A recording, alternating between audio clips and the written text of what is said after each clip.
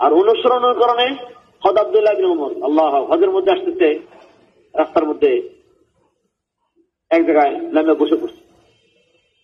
আমাদের আয়েশা জিজ্ঞেস করতেছেন, আব্দুল্লাহ, ওনার নাম আব্দুল্লাহ, আব্দুল্লাহ ইবনে উমর, ওমরের ছেলে, ও তুমি এখানে বসলে যে? আল্লাহ রসুলকে বসতে দেখছি এই জায়গায়। না, তুমি জানো কেন বসছিলেন? বলে হ্যাঁ জানি। কি জন্য? বলে পেশাব করতে বসছিলেন। বলে তোমাকে কি পেশাব পেয়েছে? বলে না। তাহলে তুমি বসলে কেন? বলতেছে তা তো ঠিক, কিন্তু আমি কি করে ওই জায়গা অতিক্রম করে যাই যে জায়গাতে আমি রসুলকে বসতে দেখছি, অথচ আমি বসবো না? হায় হায় হায়, দুনিয়া পাগল করবো না?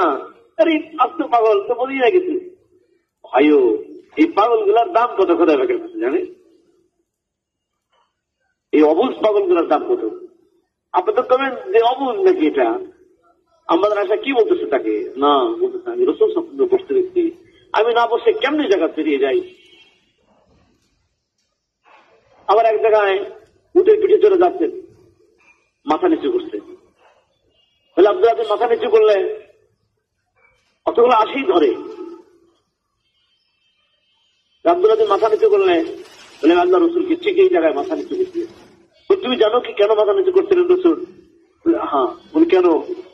বলে কেন একটা গাছ ছিল, গাছের ডালটা এরকম ছড়ানো ছিল, যদি হুজুর সাহেব মাথা নিচু না করতেন তাহলে মাথা ডালের সাথে কি লেগে যাওয়ার ভয় ছিল, এই জন্য মাথার নিচু করে ডাল দিতে পার হয়ে গেছে।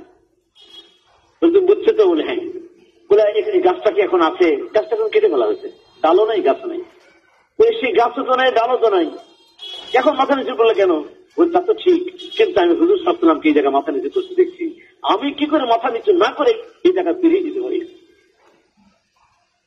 বুঝতেছে? বুঝে নাই তা না? বলে আমি তো বুঝতেছি রসুল মাথা নিচু করছেন কি জন্য, ওটা আমার জানা আছে, কিন্তু কথা তো ঠিক, কিন্তু আমি কি করে এই জায়গা পেরিয়ে যাই আমি মাথা নিচু না করে?